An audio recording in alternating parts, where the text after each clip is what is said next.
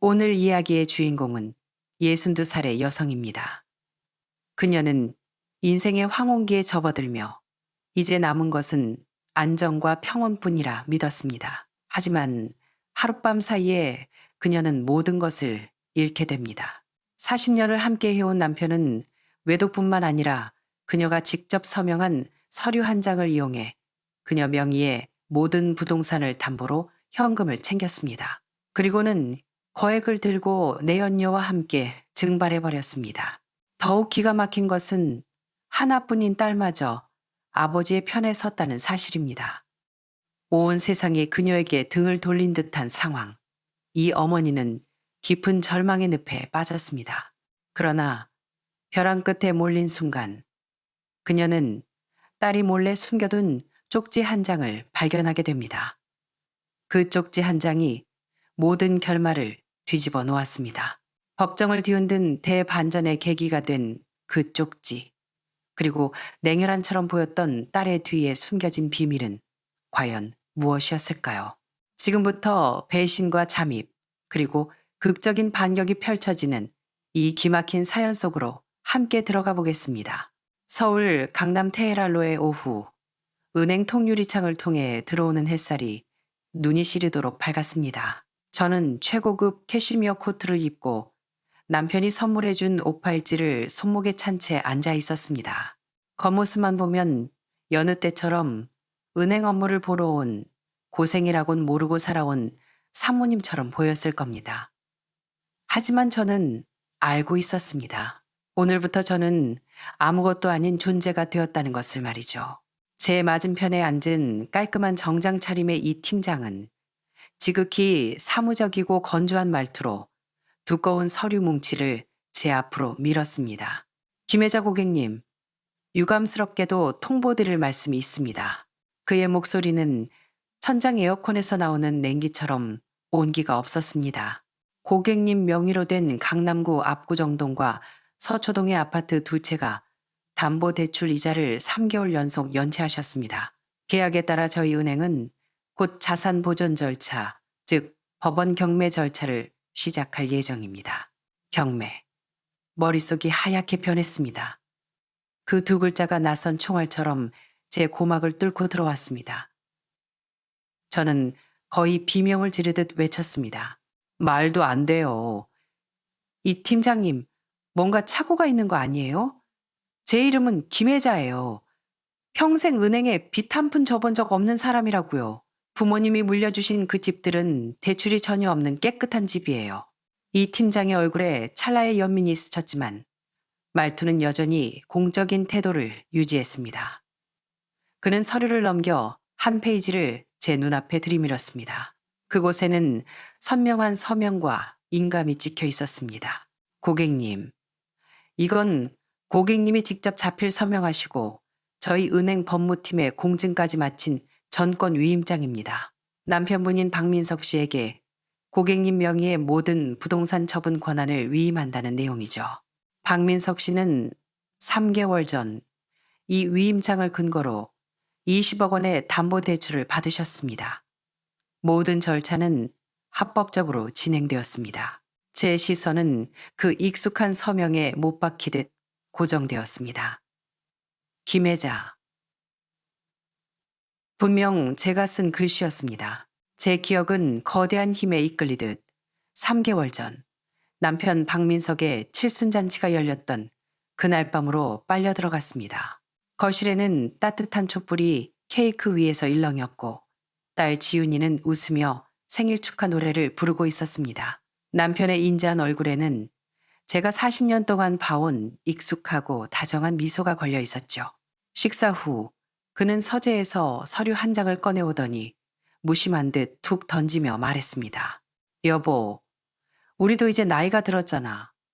앞으로 일일이 다니기 번거로울 텐데. 이건 부부재산 공동관리 위임장이야. 여기 서명 하나 해두면 나중에 주식이나 부동산 문제 처리할 때 혼자 가서 해도 되니까 둘 다 고생할 필요 없지 않겠어? 당시 저는 웃으며 말했습니다. 내게 당신 거고 당신 게 내 건데 뭐가 그렇게 복잡해요? 저는 펜을 들어 그가 가리키는 곳에 서명을 하려 했습니다. 내용을 읽어볼 생각조차 하지 않았죠. 그때였습니다. 평소 신중하기 그지없던 딸, 지윤이가 제 손을 덥석 잡았습니다. 남편의 안색이 순간 어두워지며 핀잔 섞인 말투로 말했습니다. 네, 엄마도 날 믿는데 어린이가 뭘 안다고 나서니. 저는 남편의 체면을 세워주기 위해, 그리고 고작 이런 사소한 일로 좋은 날의 분위기를 망치고 싶지 않아 웃으며 상황을 수습했습니다. 됐다 됐어. 지윤아, 네 아빠가 설마 날 속이기야 하겠니? 그리고 딸의 걱정스럽고 할 말이 많은 듯한 눈빛을 뒤로 한 채 저는 망설임 없이 제 이름을 적어 넣었습니다. 다시 현실로 돌아왔습니다. 차가운 에어컨 바람이 천장에서 천천히 내려와 저를 비웃는 것 같았습니다. 진짜와 가짜도 구별 못하는 여자. 네 인생 최대의 실수는 남자를 너무 믿은 거야. 혹시 더 궁금하신 점 있으십니까? 이 팀장이 예의 바르게 물었습니다. 저는 고개를 저으며 억지로 몸을 일으켰습니다.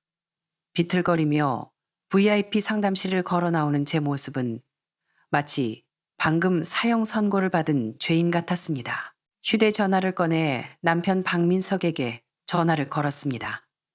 한 번, 두 번, 세 번. 매번 돌아오는 건 기계적인 안내 음성뿐이었습니다. 전원이 꺼져 있어 소리샘으로 연결되오니 은행 밖 강남대로의 인도로 나섰습니다. 수많은 사람이 바쁘게 오가고 태양은 머리 위에 높이 떠 있었으며 도시는 아무 일 없다는 듯 돌아가고 있었습니다. 오직 저만이 이 화려한 도시에서 버림받은 외로운 영혼처럼 멍하니 서 있었습니다. 평생을 바쳐 쌓아온 안정감, 노력, 신뢰가 종이 한 장에 의해 흔적도 없이 삼켜지는 것을 목격하면서요. 아파트 두 채, 평생의 노후 자금. 이제 남은 건 제 손에 들린 휴대전화 하나뿐이었습니다. 40년을 여보라고 불렀던 그 사람은 연락조차 되지 않았습니다. 저는 길가 화단턱에 주저앉았습니다. 눈물이 툭툭 떨어져 치맛자락을 적셨습니다. 이렇게 화려한 서울 한복판에서 갑자기 갈 곳을 잃어버린 기분이었습니다. 이 차가운 도시에서 유일하게 떠오른 사람은 딸 지윤이었습니다. 한 번도 딸에게 이렇게 절박하게 매달려 본 적이 없었습니다. 마치 익사 직전의 사람이 마지막 지푸라기를 잡는 심정으로 떨리는 손가락으로 통화 버튼을 눌렀습니다. 엄마. 수화기 너머로 들려오는 딸의 목소리는 평소처럼 맑고 차분했습니다. 저는 그 목소리에 울음을 터뜨릴 뻔했습니다. 너 시간 있니? 내가 할 말이 있어. 아주 급해. 목소리가 떨리지 않게 노력했지만 울먹임은 감출 수 없었습니다. 점심시간에 잠깐 짬이 나요. 회사 근처 카페로 오세요. 딸이 말했습니다. 저는 전화를 붙들고 고개를 끄덕이며 하염없이 눈물을 흘렸습니다. 점심시간. 강남의 한 프랜차이즈 카페. 매장 안에는 부드러운 재즈 음악이 흐르고 있었지만 그 평온함이 오히려 저를 더 미치게 만들었습니다. 창가에 앉아 휴지를 뭉치고 또 뭉치며 기다렸습니다. 창밖으로 차들이 꼬리에 꼬리를 물고 지나갔지만 제 가슴은 텅 비어버린 것만 같았습니다. 이 세상 모든 사람이 나를 배신해도 내 딸 지윤이만은 절대 그럴 리 없다고 믿었습니다. 10분 뒤 지윤이가 카페 문을 열고 들어와 빠른 걸음으로 제게 다가왔습니다. 넋이 나간 제 모습을 보고 딸의 얼굴에 걱정이 서리는 듯 했습니다. 저는 물에 빠진 사람이 구조밧줄을 잡듯 딸의 손을 꽉 움켜쥐었습니다. 그리고 은행에서 있었던 일을 두서없이 울며불며 쏟아냈습니다. 지윤아, 아빠가 그 사람이 날 속였어. 집을 다 담보 잡히고 도망갔어. 우리가 빈털터리가 됐다고. 저는 목이 메어 말을 잇지 못했습니다. 빨리 경찰에 신고하자. 네가 엄마 좀 도와줘. 우리 그 사람 꼭 찾아내야 해. 저는 딸이 충격을 받고 분노하며 저를 안아주며 함께 싸워주길 기대했습니다. 하지만 돌아온 것은 저를 얼어붙게 만드는 침묵뿐이었습니다. 제 하소연을 다 듣고 난 지훈이의 얼굴에는 어떤 파동도 없었습니다. 딸은 그저 가만히 난생 처음 보는 낯선 눈빛으로 저를 응시했습니다. 그러고는 아주 부드럽게 하지만 단호하게 제 손을 뿌리쳤습니다. 심장이 쿵 하고 내려앉았습니다. 엄마, 딸이 입을 열었습니다. 철저한 타인처럼 차가운 목소리였습니다. 이제 와서 운다고 뭐가 달라져요? 저는 멍하니 제 귀를 의심했습니다. 딸은 저를 똑바로 보며 말을 이었습니다. 한마디 한마디가 차가운 돌멩이가 되어 심장을 때렸습니다. 아빠도 오죽하면 그랬겠어요. 분명 사정이 있었겠죠. 엄마가 평소에 뭔가 부족하게 했거나 아빠를 숨막히게 해서 떠나게 만든 건 아닌지 생각은 안 해봤어요? 뭐라고? 온몸에 피가 얼어붙는 기분이었습니다. 집은 어차피 경매 넘어갈 텐데 그냥 현실 받아들이세요. 지윤이의 말투에는 온기라곤 찾아볼 수 없었습니다. 일단 집에서 나오세요. 저 지금 회사 일로도 머리 터질 지경이라 엄마 일까지 신경 쓸 겨를 없어요. 아빠 쪽은 제가 연락해 볼 테니까 기다리시고요. 딸은 지갑에서 5만 원권 지폐 몇 장을 꺼내 테이블 위에 올려놓았습니다. 마치 거린에게 적선하듯 말이죠. 이거 가지고 근처 고시원이라도 알아보세요. 저 중요한 회의가 있어서 먼저 가볼게요. 딸은 가방을 챙겨 일어섰고 뒤도 돌아보지 않고 카페를 나갔습니다. 저는 멍하니 그 자리에 서서 테이블 위에 놓인 얇은 지폐 몇 장을 바라보았습니다. 온몸의 힘이 다 빠져나가는 것 같았습니다. 비로소 깨달았습니다. 저는 남편에게 전 재산을 뺏긴 것도 모자라 세상에서 가장 사랑하는 하나뿐인 딸에게 가장 치명적인 칼을 맞았다는 것을요. 제가 믿어왔던 완벽한 가정은 결국 저 혼자 북치고 장구치며 연출한 1인극에 불과했습니다. 연극은 끝났고 관객은 떠났으며 황량하고 비참한 무대 위에 저 혼자 덩그러니 남겨진 꼴이었습니다. 지윤이가 떠난 후 저는 그 카페에 얼마나 오래 앉아 있었는지 모릅니다. 창밖의 하늘이 맑은 파란색에서 노을빛으로 다시 네온사인이 번쩍이는 검은색으로 변할 때까지 저는 버려진 석상처럼 꼼짝도 하지 않았습니다. 커피는 이미 차게 식었고 직원이 몇 번이나 치우려다 제 꼴을 보고는 슬그머니 물러났습니다. 결국 저를 찾아낸 건 여동생 영이었습니다. 지윤이가 떠나면서 그나마 일말의 양심은 있었는지 이모인 영희에게 전화를 걸었던 모양입니다. 영희는 카페로 뛰어들어와 넋이 나간 저를 보더니 두 말 없이 눈시울을 붉히며 저를 의자에서 일으켜 세웠습니다. 그리고 저를 꽉 껴안았습니다. 언니, 가자. 일단 우리 집으로 가. 그날 밤 영인의 집의 좁지만 따뜻한 거실에서 저는 마침내 목 놓아 울었습니다. 하루 동안 겪은 그 모든 충격과 배신, 굴욕을 찢어지는 듯한 울음으로 토해냈습니다. 그 후로 제 인생은 브레이크 고장난 기차처럼 나락으로 질주했습니다. 은행에서는 매일같이 전화가 와서 대출금 상환 의무를 이행하라며 그렇지 않으면 즉시 경매를 시작하겠다고 기계적으로 독촉했습니다. 전화벨 소리를 들을 때마다 피가 흐르는 상처에 소금을 뿌리는 것 같았습니다. 일주일도 채 되지 않아 저는 40년을 살았던 집에서 강제로 쫓겨나야 했습니다. 이삿짐센터 직원들이 저와 박민석의 가구, 가족 사진들을 하나하나 포장해서 드러내는 모습을 보며 제 영혼도 조금씩 깎여나가는 것 같았습니다. 갈 곳이 없어 당분간 동생 영인의 집에 얹혀 살게 되었습니다. 동생 부부는 저에게 정말 잘해줬지만 그게 영원할 수는 없다는 걸 알았습니다. 그들에게도 그들만의 생활이 있으니까요. 저는 불청객이 된 것 같아 매일매일 눈칫밥을 먹으며 자책감에 시달렸습니다. 지윤이에게 연락을 시도해봤지만 10번 걸면 9번은 받지 않았습니다. 유일하게 연결된 한 번, 딸의 목소리는 지난번보다 더 짜증 섞여 있었습니다. 엄마, 도대체 왜 그래요? 돈 준 거 모자라요? 자꾸 전화하지 마세요. 저 바쁘단 말이에요. 저는 밤마다 잠을 이루지 못했습니다. 낯선 침대에 누워 끊임없이 생각했습니다. 내가 도대체 뭘 잘못했을까? 평생 남편 내조하고 자식 키우며 알뜰살뜰 살았고 남에게 해코지 한 번 한 적 없는데 왜 끝이 이런 비극이어야 할까? 결국 몸져 눕고 말았습니다. 고열에 시달리며 혼절하기도 했고 살은 쑥 빠져버렸습니다. 병상에 누워 차라리 이대로 죽는 게 편하겠다는 생각을 수도 없이 했습니다. 동생 집에서 알아놓은 지 일주일쯤 지났을 때 명목상 제 남편인 박민석이 드디어 움직임을 보였습니다.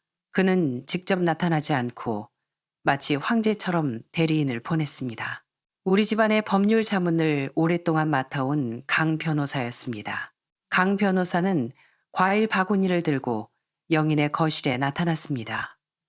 초췌해진 저를 보며 그는 비즈니스적인 동정심을 띤 얼굴로 말했습니다. 사모님, 몸조리 잘 하셔야죠. 그는 곧바로 본론을 꺼냈습니다. 박 선생님, 그러니까 남편분께서 사모님 걱정을 많이 하십니다. 저를 보내 이혼 관련 협의를 진행하고 싶어 하십니다. 이혼? 소파에 기대 겨우 숨만 쉬고 있던 저는 헛웃음을 터뜨렸습니다. 돈은 다 빼돌리고 집은 담보 잡히더니 이제는 저라는 짐짝마저 완전히 털어버리겠다는 심산이었습니다. 강 변호사는 서류 가방에서 미리 작성해온 이혼 합의서를 꺼내 제 앞에 놓았습니다. 박 선생님 뜻은 좋게 헤어지자는 겁니다. 강 변호사의 말투는 평온했습니다. 40년 부부의 정을 생각해서 선생님께서 양보를 좀 하시겠답니다. 저는 고개를 숙여 합의서를 보았습니다. 글자 하나하나가 독 묻은 바늘처럼 눈을 찔렀습니다. 조항은 명확했고 내용은 몸이 떨릴 정도로 냉혹했습니다. 본인은 이혼 후 발생할 수 있는 모든 재산 분할 및 채무에 대한 청구권을 포기한다. 남은 주택담보대출 및 위약금 등 모든 채무는 아내 김혜자가 단독으로 책임진다. 이혼 후 박민석 개인에 대한 책임에도 재산 이전 등을 묻지 않으며 소송권을 포기한다. 이에 대한 보상으로 매월 생활비 명목으로 금 80만 원을 지급한다. 80만 원. 분노로 온몸이 떨렸습니다.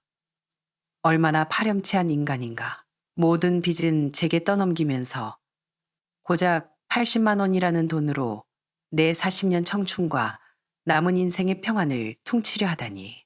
안 해! 절대 도장 못 찍어! 저는 있는 힘을 다해 소리쳤습니다. 강 변호사는 예상했다는 듯 안경을 추어올리며 느긋하게 말했습니다. 사모님, 신중하게 생각하시는 게 좋을 겁니다. 박 선생님도 사정이 있으십니다.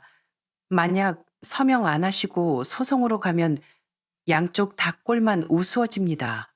게다가 지금 사모님 형편에 변호사 선임해서 소송할 돈도 없으시지 않습니까? 그의 말은 무딘 칼로 제 남은 자존심을 난도질하는 것 같았습니다. 합의서를 갈기갈기 찢어버리려던 찰나 휴대전화가 울렸습니다. 지윤이었습니다. 잠시 망설이다 전화를 받았습니다. 어쩌면 딸의 마음속에 엄마에 대한 마지막 연민이라도 남아있지 않을까 하는 기대 때문이었습니다. 하지만 수화기 너머로 들려온 말은 강 변호사의 말보다 더 절망적이었습니다. 엄마, 지윤이의 목소리는 여전히 연기 톤처럼 차가웠습니다. 강 변호사님 가셨죠? 그냥 사인하세요. 심장이 바닥으로 곤두박질 쳤습니다. 너 지금 뭐라고 했니? 그냥 사인하시라고요. 딸의 목소리에는 감정의 기복이 없었습니다. 아빠한테 다 들었어요. 친구한테 사기당해서 어쩔 수 없이 사채 끌어다 쓰신 거래요. 지금 아빠도 벼랑 끝이에요. 엄마가 도장만 찍어주면 매달 생활비는 꼬박꼬박 보내주겠다고 약속했어요. 계속 버티다가 그 빚쟁이들 화나게 하면 나중에 그 80만 원도 못 받아요. 엄마, 그냥 저를 봐서라도 해주시면 안 돼요? 너를 봐서? 기가 막혀 웃음이 나올 지경이었지만 눈물은 주책 없이 쏟아졌습니다. 너를 위해서 내가 20억 빚을 떠안으라고? 너를 위해서 내가 빈털터리 거지가 되라고? 엄마, 말 그렇게 하지 마세요. 박지윤, 저는 더 이상 참지 못하고 전화기에 대고 악을 썼습니다. 하나만 묻자. 네가 그러고도 내 딸이니? 수화기 너머로 길고 숨막히는 침묵이 흘렀습니다. 딸이 전화를 끊어버릴 거라 생각했던 그때 아주 작게 마치 꿈결 같은 목소리가 들렸습니다. 미안해. 그리고 전화는 끊어졌습니다. 뚜. 끊어진 신호음을 들으며 저는 전신의 힘이 빠져나가는 걸 느꼈습니다. 강 변호사는 저를 보며 한숨을 쉬더니 볼펜을 내밀었습니다. 사모님 보세요. 따님도 저렇게 말하는데 그냥 저는 멍하니 합의서와 볼펜을 바라보았습니다. 제 모든 희망, 모든 미련이 딸의 그 가벼운 미안해 한마디에 잿더미가 되었습니다. 저는 졌습니다. 완벽하게 패배했습니다. 떨리는 손으로 펜을 받아들었습니다. 그래, 이대로 끝내자. 서명하고 모든 걸 끝내고 아무도 없는 곳에 가서 이 허망한 인생을 조용히 마무리하자. 거실의 공기는 무거워서 물이 뚝뚝 떨어질 것만 같았습니다. 강 변호사는 그물을 거두려는 어부처럼 저를 지켜보고 있었습니다. 제가 눈 딱 감고 서명하려는 그 순간 누군가의 손이 따뜻하고 힘있게 제 손목을 잡았습니다. 동생 영이었습니다. 언제 이웃과의 대화를 끝내고 들어왔는지 제 뒤에 서 있었습니다.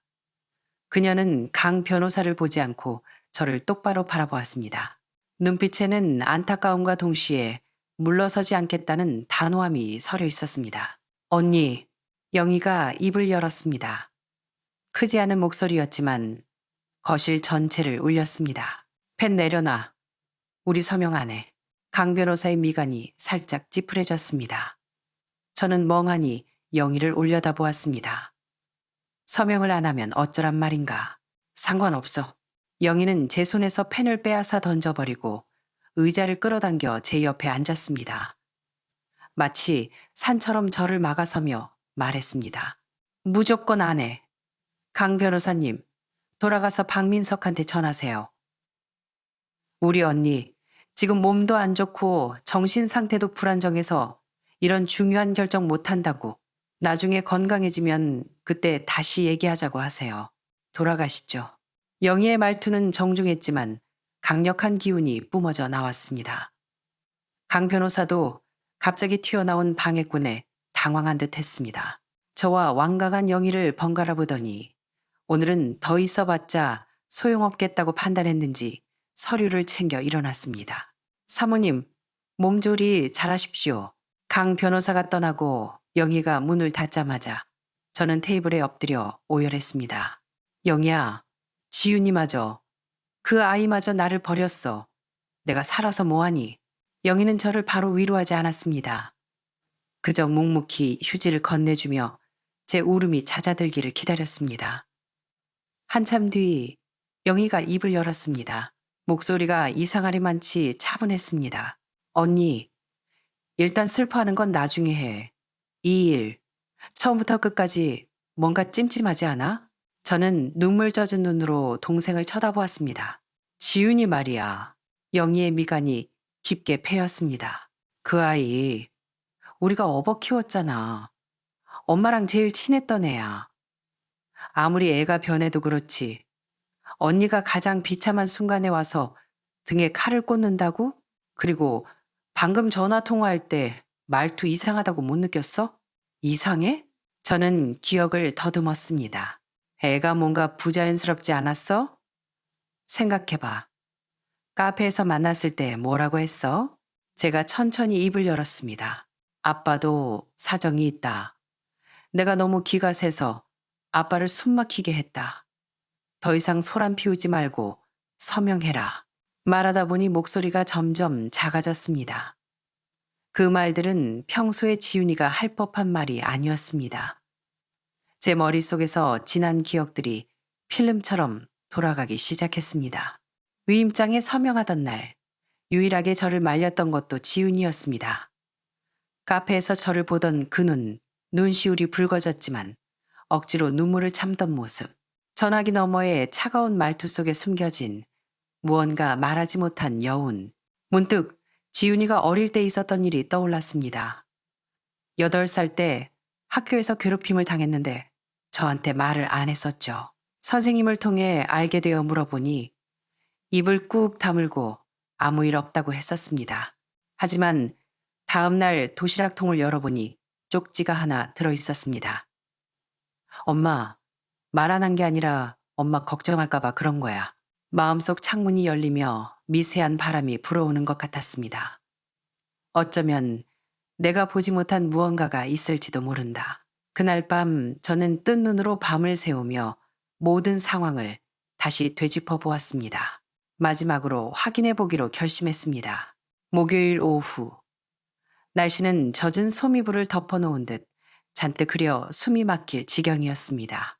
영희는 시장에 가면서 그 이혼 서류 절대 서명하지 말고 며칠만 더 묵혀둬. 저쪽에서 똥줄 타게 만들어야 해.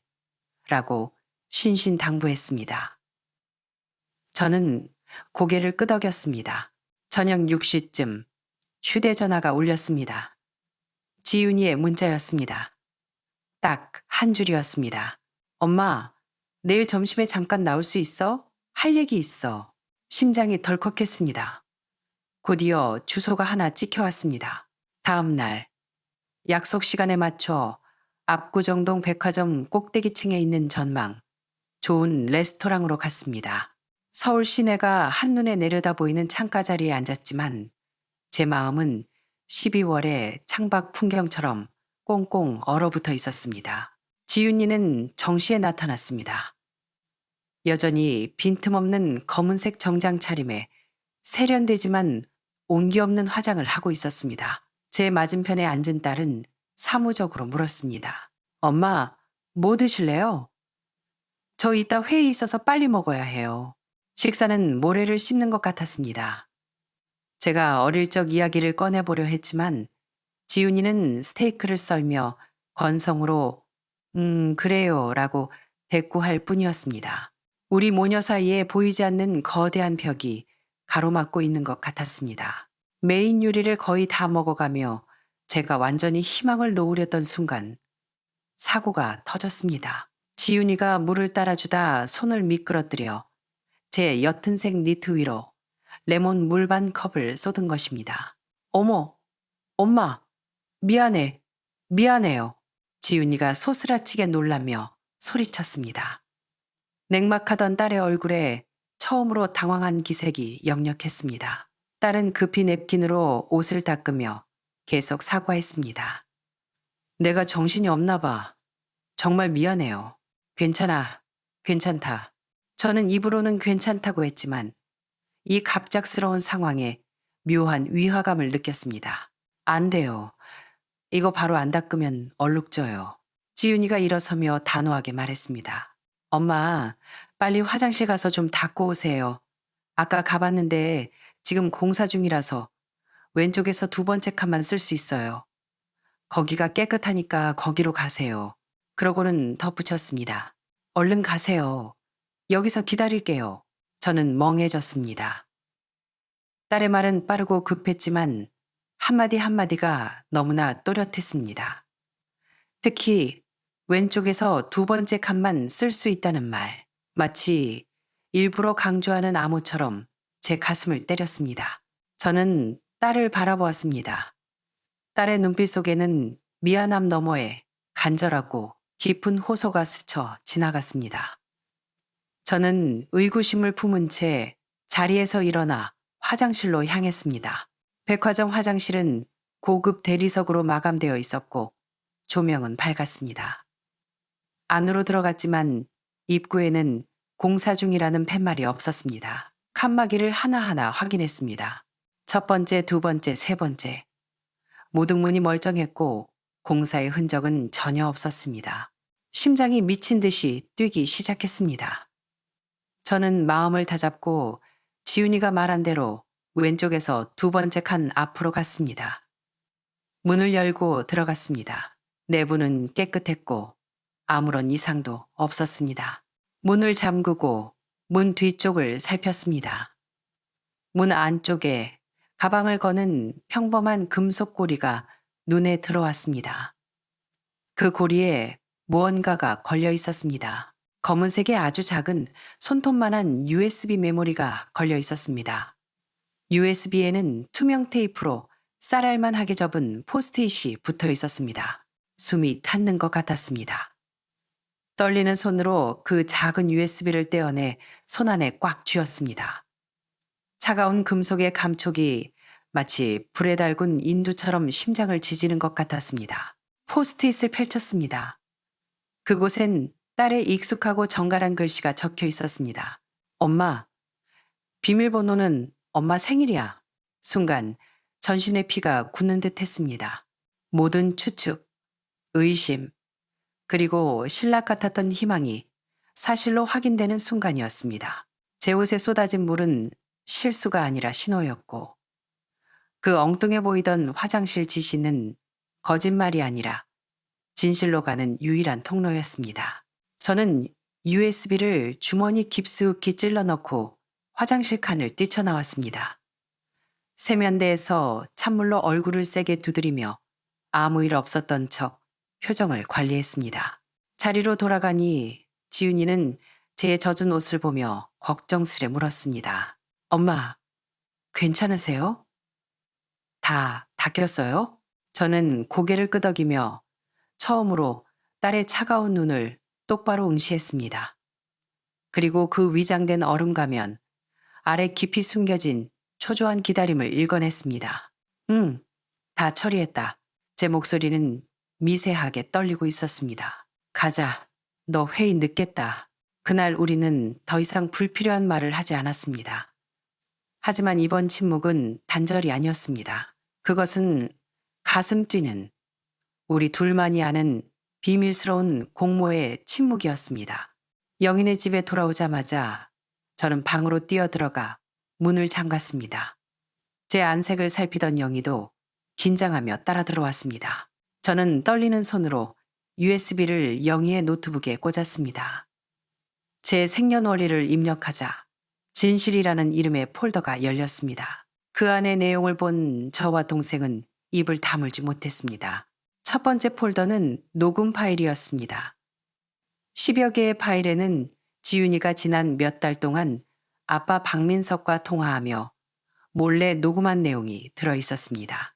박민석이 딸을 협박하고 회유하며 연기를 시키는 내용, 엄마의 심리를 무너뜨리는 방법을 지시하는 내용, 그리고 지윤이가 교묘하게 유도하여 박민석 입으로 직접 내연녀 최미경과의 계획 및 자산 은닉 과정을 실토하게 만든 내용들이 생생하게 담겨 있었습니다. 두 번째 폴더는 사진이었습니다. 박민석과 최미경이 싱가포르에 구입한 부동산 증서, 그리고 그들이 호화 아파트 발코니에서 다정하게 껴안고 있는 사진들이었습니다. 세 번째 폴더는 이체 내역이었습니다. 박민석이 대출받은 20억 원을 여러 계좌를 거쳐 세탁한 뒤 최종적으로 최미경과 그녀 남동생 명의의 해외 페이퍼 컴퍼니 계좌로 보낸 전체 은행 거래 내역이었습니다.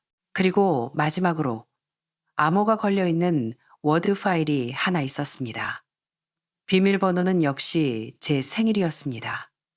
파일을 열자 지윤이가 쓴 편지가 나타났습니다. 엄마, 이 편지를 읽을 때 제발 울지 마세요. 엄마를 지키기 위해 이런 잔인한 방법을 쓴 저를 용서해 주세요. 반년 전, 저는 우연히 아빠와 그 여자의 관계를 알게 되었고, 아빠가 몰래 재산을 빼돌리고 있다는 것도 알았어요. 아빠한테 따졌을 때 아빠는 반성하기는커녕 저를 협박했어요. 엄마한테 알리면 오히려 위조된 증거로 저를 횡령범으로 몰아서 감옥에 보내겠다고요. 엄마 아빠는 돈을 위해서라면 무슨 짓이든 할 사람이라는 걸 저는 너무 잘 알아요. 그때부터 저는 엄마한테 바로 말할 수 없다는 걸 깨달았어요. 저는 가장 고통스러운 길을 선택했어요. 아빠와 한패인 척 연기하고 엄마를 배신한 척해서 아빠의 신뢰를 얻어내야 했어요. 그래야 아빠를 파멸시킬 결정적인 증거를 모을 수 있었으니까요. 엄마, 너무 많이 울게 해서 미안해요. 왜 전화로 설명하지 않느냐고 이상하게 생각하셨죠? 아빠가 제 휴대전화에 감시 앱을 깔아놨어요. 우리가 통화하는 모든 내용을 듣고 있을지도 몰라요. 저는 빈틈을 보일 수 없었어요. 그래서 이런 멍청하고 위험한 방법으로 만날 수밖에 없었어요. 엄마한테 모진 말을 할 때마다 제 심장이 찢어지는 것 같았어요. 전화를 끊고 나면 화장실에 숨어서 한참을 울었어요. 하지만 해야만 했어요. 엄마가 일시적으로 상처받는 것보다 정말로 빈털터리가 되어 길거리에 나앉는 게 더 무서웠으니까요. 이제 증거는 다 모았어요.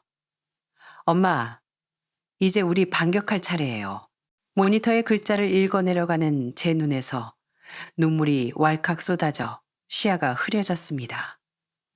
제 뒤에 서 있던 영희도 이미 펑펑 울고 있었습니다. 제가 지옥 같은 고통을 견디는 동안 제 딸은 더 깊고 어두운 지옥에서 저를 위해 홀로 가시밭길을 걷고 있었던 겁니다. 아빠의 배신을 감당하고 폐류나 연기를 하고 감시당하는 공포 속에서 매일 밤을 지새웠을 내 딸.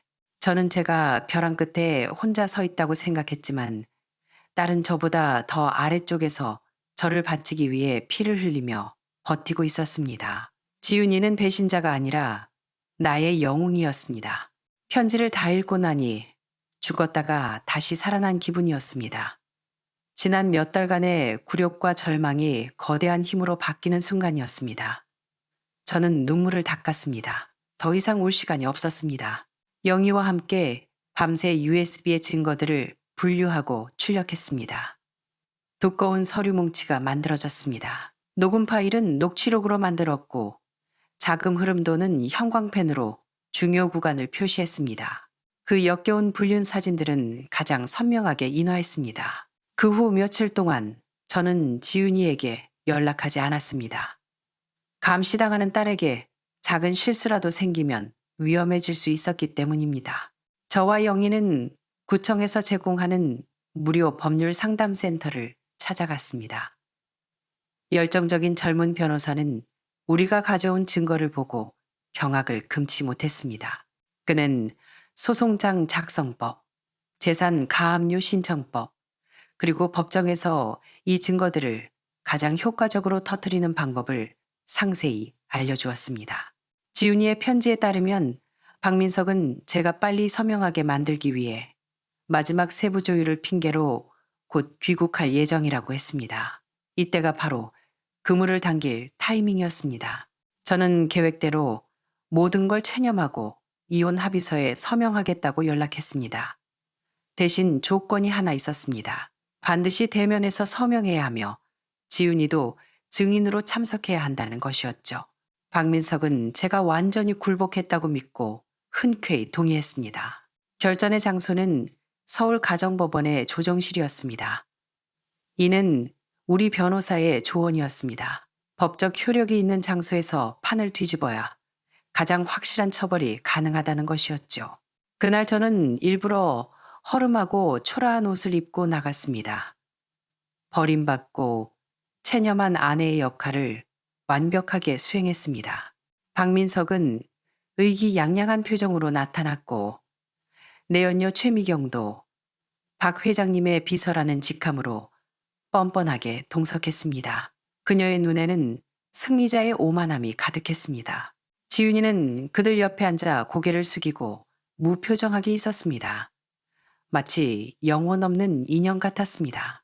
조정위원이 박민석 측이 제시한 불평등하기 짝이 없는 합의 내용을 낭독했습니다. 부부 공동 채무 20억 원은 아내 김혜자가 전액 인수한다. 이 대목에서 박민석과 최미경의 입꼬리가 살짝 올라가는 게 보였습니다. 김혜자 씨, 조정위원이 저를 보며 물었습니다. 이 합의안에 대해 이해 있으십니까? 모든 시선이 제게 쏠렸습니다. 저는 깊게 숨을 들이쉬고 대답 대신 가방에서 두꺼운 서류 뭉치를 천천히 꺼냈습니다. 위원님, 서명하기 전에 제 목소리는 크지 않았지만 또렷했습니다. 법원에서 이 자료들을 먼저 봐주셨으면 합니다. 저는 서류를 하나씩 제출했습니다. 첫 번째는 백지 위임장 원본 사본과 나중에 내용이 조작된 대출 서류의 비교본이었습니다. 두 번째는 10여 개의 통화 녹취록이었습니다. 제가 녹음기 재생 버튼을 누르자 지윤이와 박민석의 대화가 조정실에 울려 퍼졌습니다. 그냥 엄마한테는 친구한테 사기당해서 급전 필요하다고 거짓말해. 집 담보로 잠깐 융통하는 거라고 해. 박민석의 목소리가 들리자 그의 얼굴이 백지장처럼 하얗게 질렸습니다. 세 번째는 이체 내역이었습니다. 20억 원의 자금이 물 흐르듯 세탁되어 최미경 남매의 해외 계좌로 들어간 내역이 공개되자 최미경의 얼굴에서 득에양양하던 미소가 사라지고 경악으로 굳어졌습니다. 네 번째는 싱가포르 호화 아파트에서의 사진들이었습니다. 히든카드가 한 장씩 공개될 때마다 박민석은 사색이 되어 발악했습니다. 이건 조작이야. 위조된 거라고. 저 여자가 날 함정에 빠뜨린 거야. 그때 침묵을 지키던 지윤이가 벌떡 일어났습니다. 딸은 아버지를 쳐다보지 않고 조정위원을 향해 차갑고 침착한 목소리로 말했습니다. 위원님, 저는 어머니의 증인으로 신청합니다. 그러고는 모두가 보는 앞에서 자신의 휴대전화를 꺼내 스파이웨어 앱의 관리자 화면을 띄워 보였습니다. 이건 제 아버지 박민석 씨가 제 휴대전화에 불법으로 설치한 도청 앱입니다. 여기에는 지난 3개월간 저와 아버지가 나눈 모든 통화와 메시지가 저장되어 있습니다. 아버지가 어떻게 저를 시켜 어머니를 속이고 협박하게 했는지 그 모든 과정이 기록되어 있습니다. 지윤이는 또렷하게 떼기를 박았습니다. 저는 오늘 이 USB 안에 모든 증거가 사실임을 증언하기 위해 이 자리에 섰습니다. 박민석 씨는 혼인 중 외도를 저질렀으며 최미경 씨와 공모하여 사기 행각을 벌이고 어머니 김혜자 씨 명의의 재산을 악의적으로 은닉하고 횡령하려 했습니다. 이것은 마지막이자 가장 치명적인 일격이었습니다. 박민석은 자신의 딸을 그리고 자신이 완벽하게 통제했다고 믿었던 아내를 바라보았습니다. 하지만 그들은 이제 그의 심장을 겨누는 가장 날카로운 칼날이 되어 있었습니다. 그는 다리에 힘이 풀려 의자에 주저앉았고 얼굴은 흑빛이 되었습니다. 최미경은 겁에 질려 슬그머니 도망치려 했지만 법원 경위에게 제지당했습니다. 조정실 안은 죽은 듯이 고요했습니다. 저는 눈앞에 이 난장판을 보며 복수의 쾌감보다는 안도감을 느꼈습니다. 저는 천천히 일어나 딸에게 다가가 그 차가운 손을 꽉 잡았습니다. 이제 우리 모녀는 자유였습니다. 법원을 나설 때 두꺼운 구름 사이로 햇살이 비치고 있었습니다. 계단을 내려오다 딸을 돌아보니 문득 가슴이 아려왔습니다. 지난 몇 달. 많이 힘들었지? 딸은 눈시울을 붉히며 희미하게 웃었습니다. 엄마가 제일 힘들었지. 엄마, 미안해요. 저는 고개를 저으며 딸의 손을 더 꽉 쥐었습니다. 아니야. 넌 정말 잘했어. 넌 나의 자랑스러운 딸이야. 우리는 법원 앞 계단에 서서 불어오는 바람을 맞았습니다. 도심에서 불어오는 바람이 따뜻하고 깨끗하게 느껴졌습니다. 동생 집으로 돌아가니 영희가 상다리가 부러지도록 음식을 차려놓고 기다리고 있었습니다. 마치 죽다 살아온 사람들을 위한 잔치 같았습니다. 밥상머리에서 지훈이는 처음으로 지난 반년간의 이야기를 털어놓았습니다. 아빠의 외도를 처음 알았을 때 충격, 증거를 모으기 위해 잠입을 결심했던 순간, 아빠를 대할 때 느꼈던 공포, 그리고 저에게 모진 말을 할 때마다 느꼈던 죄책감까지 담담하게 말했지만 저는 딸이 얼마나 큰 용기와 지혜로 그 어두운 터널을 홀로 건너왔는지 알 수 있었습니다. 지윤이가 말했습니다. 아빠 협박보다 더 무서웠던 건 증거 다 모으기도 전에 엄마가 무너질까봐 그게 제일 무서웠어요. 엄마, 끝까지 믿어줘서 고마워요. 저는 딸의 야윈보를 쓰다듬으며 말했습니다. 바보 같은 소리. 고마운 건 엄마지. 네가 엄마한테 마지막 용기를 줬잖아. 폭풍이 지나가고 생활은 서서히 제자리를 찾았습니다. 몇 달 후 법원의 판결이 확정되었습니다. 몰래 담보로 잡혔던 아파트 두 채는 변호사와 관계기관의 도움으로 무사히 되찾았습니다. 저는 제 집을 되찾았고 제 이름을 되찾았습니다. 박민석은 법원의 재산 추적과 은행 내부 감사 끝에 빈털터리가 된 것은 물론 사문서 위조와 사기 공모 혐의로 구속되어 법의 심판을 받게 되었습니다. 내 연녀 최미경은 자산 동결 조치가 내려지자마자 잠적했습니다. 싱가포르에 있다는 소문도 있고 돈을 챙겨 캐나다로 도망갔다는 말도 있지만 저는 관심 없습니다. 그들이 내 인생에서 사라져 준 것만으로도 신이 내린 잡이니까요. 어느 아침 저는 평소처럼 닭죽을 끓였습니다. 베란다 창문을 열어놓고 식탁에 앉아 있는데 지윤이가 부스스한 머리로 방에서 나왔습니다. 제가 몇 년 전 사준 낡은 티셔츠를 입고 하품을 하며 식탁에 앉았습니다. 웬일로 이렇게 일찍 일어났어? 제가 물었습니다. 꿈자리가 사나워서요. 꿈에서 중학교 때 시험 망친 거 엄마한테 들키는 꿈 꿨어요. 그때 엄마가 화도 안 내고 갈비찜 해줬는데. 저는 웃음이 났습니다. 내가 널 어떻게 혼내니? 그때 너 밥 먹으면서 젓가락질도 못할 정도로 울었잖아. 맞아요. 그리고 그날 밥 3공기나 먹었죠. 지훈이도 웃었습니다. 눈가가 촉촉해 보였습니다. 저는 말없이 딸의 그릇에 죽을 더 덜어주었습니다. 엄마, 아빠, 원망해요? 저는 고개를 저으며 창밖의 하늘을 바라보았습니다. 이제 원망도 안 남아. 그냥 좀 안타까워. 그 40년 세월이 아까워서. 저는 딸을 바라보며 진심을 담아 말했습니다. 내 인생에서 가장 잘못 서명한 서류는 네 아빠지만 너라는 존재 덕분에 그 사람은 내 인생에서 가장 중요한 서류가 되기도 했어. 그 사람 덕분에 사람 보는 눈도 생겼고 나 자신도 알게 됐으니까. 세상에는 칼을 품은 사랑도 있고 선의로 위장한 배신도 있습니다. 하지만 어떤 침묵은 당신을 대신해 폭풍을 막아주는 방패가 되기도 하고 어떤 냉정함은 당신에게 살 길을 열어주기 위한 배려이기도 합니다. 저는 제가 모든 걸 잃었다고 생각했지만 사실 저에게는 딸이 있었습니다. 딸은 처음부터 끝까지 제 편이었습니다. 우리는 이 화려하고도 비정한 도시 서울에서 서로를 의지하며 다시 천천히 살아갈 것입니다. 오늘의 사연은 여기까지입니다. 김 회장님은 40년의 신뢰를 사기극으로 돌려받았지만 다행히도 현명하고 용감한 딸 덕분에 구원받을 수 있었습니다. 이 이야기를 듣고 여러분의 마음도 저처럼 복잡하실 것 같습니다. 40년을 함께한 부부 사이에서 어떻게 이런 치밀한 계산과 배신이 가능했을까요?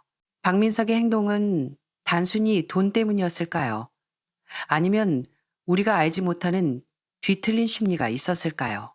딸 지윤 씨의 선택 또한 많은 생각을 하게 합니다. 아버지를 속이고 어머니에게 상처를 주면서까지 정의를 구현한 이중첩자 작전. 과연 이것이 최선이었을까요? 하지만 감시당하는 고리무원의 상황에서 그녀에게 다른 선택지가 있었을까요? 현실에서 신뢰와 방어는 종종 종이 한 장 차이입니다. 특히 가장 가까운 가족 사이에서는 그 경계를 어떻게 지켜야 할지 늘 고민이 됩니다. 오늘 사연에 대해 여러분은 어떻게 생각하시나요? 댓글로 여러분의 소중한 의견을 남겨주세요. 여러분의 한마디가 비슷한 아픔을 겪는 누군가에게는 큰 위로와 지혜가 될 수 있습니다. 내용에 공감하셨다면 구독과 좋아요 부탁드리며 이 놀라운 실화를 주변에도 공유해주세요. 저는 다음 시간에 더 깊이 있는 인생 이야기로 찾아오겠습니다. 감사합니다.